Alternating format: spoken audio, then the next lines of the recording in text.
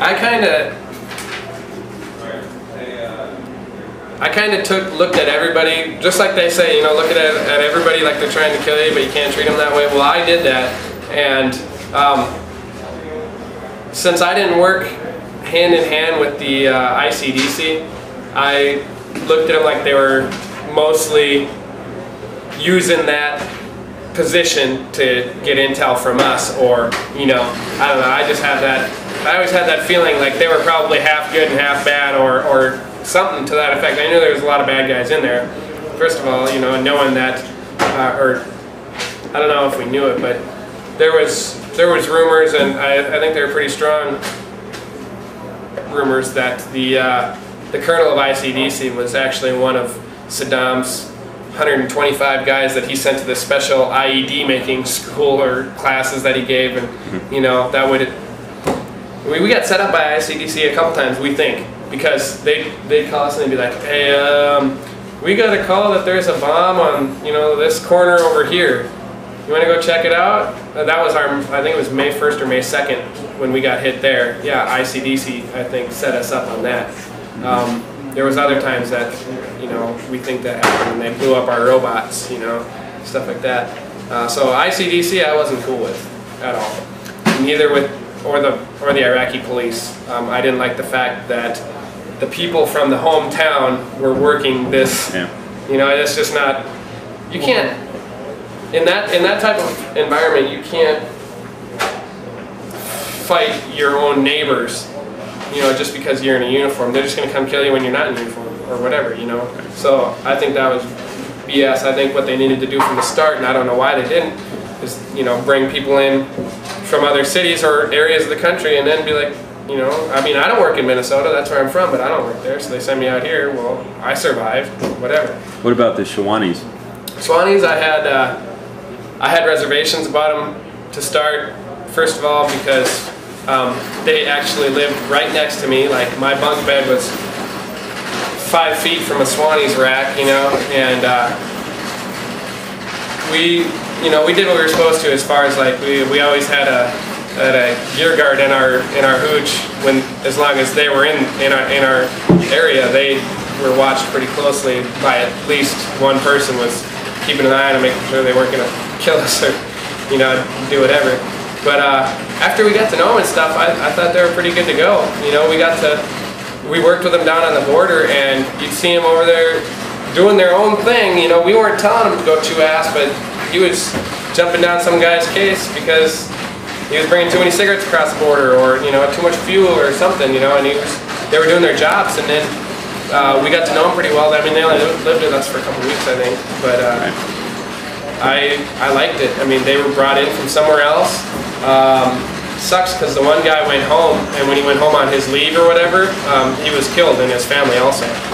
But he was a pretty cool old guy. That was too bad, because we all got to know him pretty well. When we sat down and drank chai with them in our hooch, you know, they made chai, and we tried to communicate a little bit, you know, with a little bit of Arabic that we knew, and the very little bit of English that they could say.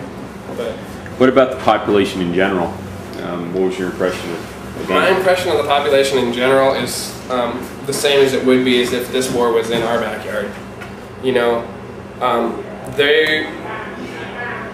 what can they do, really? I mean, they've got, of course they're going to be mad at us. I mean, I would be mad at the Army if they came and occupied my hometown, and all of a sudden all these bad guys came into my hometown and started fighting them, and, you know, I gotta go hide in my house because the Army is walking through the streets killing people that are only there because, you know, they flooded through the borders to fight the Army and stuff. You know, I think they're kind of caught in between, but it's unfortunate, but that's how this stuff happens, I guess. I mean,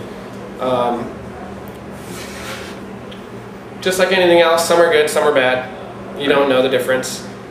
We can't know the difference. That's why it's going to be nice when they take over, because they will know the difference. I mean, they all look like Iraqis to me. You know, a Jordanian or a Syrian looks like an Iraqi to me, whereas they're going to be able to tell the difference in their accents and stuff like that. So they'll be able to isolate them more quickly or a little easier.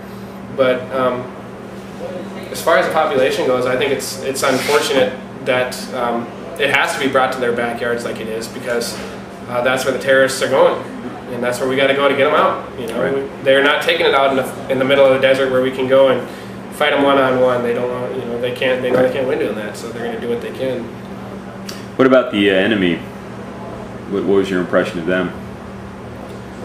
The enemy is doing exactly what I would do if someone came and occupied my country, I guess, or, you know, if I had a small force against a big force, I'm going to use guerrilla tactics. You know, they're doing exactly what I would do, and I try to think like they do, to try and, you know, counter it. That's the only way you can do it, is, you know, want to catch a thief, think like a thief, you know, that type of thing. So can you explain what your role is now, going back for your third deployment, and how you're trying to Sure. think like the enemy? Yeah, my role now is I'll be working with 2 other NCOs, which is very comforting, because they have both been in as the same amount of time as me. They've been in about 5-6 months longer than I was, since the start of their Marine Corps career, but we've all been through the same amount of combat together. And who are those other Marines? Corporal Talavera and Corporal Lemieux. And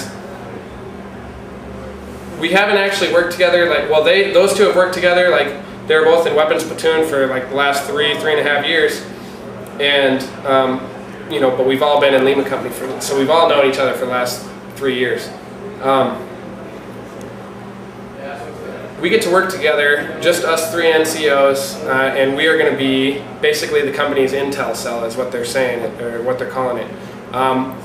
For the first probably month that we're going to be there, the biggest thing we're going to do is we're going to sit down with each patrol leader, and then, like, one of us will sit down with the patrol leader, and then the 2 other guys are going to go and isolate maybe a rifleman or a fire team leader, and try and just nab up different guys and be like, what did you see out there? And just talk to them like humans, not be like, you know, tell me what you saw. You know, I want to, did you see this? Da, da, da, da. You know, I want to see if they're, or maybe sit them down together, so that one kid's story can feed off another guy's, you know. Right.